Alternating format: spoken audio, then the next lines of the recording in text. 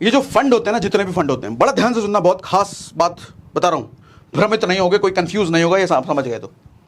कोई भी फंड हो सर, कोई भी का मतलब कोई भी, डेथ फंड, इक्विटी फंड, कैसा भी कोई भी फंड हो सर, बेस्ट फंड पहचानने का, देखो एक लिस्ट मिल गई अपने को गूगल से, 10 फंड मिल गए, लेकिन वो 10 फंड में सच में बेस्ट कौन है वो पहचानने का एक ही तरीका है सर।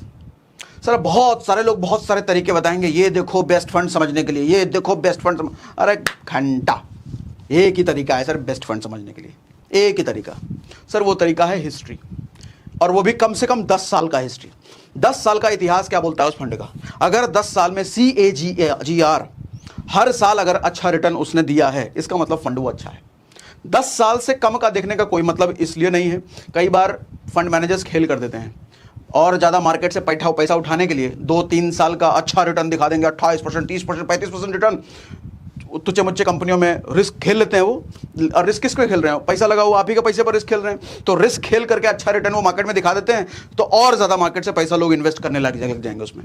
इसलिए मैं कभी भी 2 साल 3 साल के रिटर्न देख करके किसी म्यूचुअल फंड कंपनी पे नहीं करता, आपको भी नहीं करना चाहिए। किसी भी कंपनी का इतिहास देखना है, किसी भी फंड का इतिहास देखना है, कम से कम 10 साल का इतिहास देखो सर।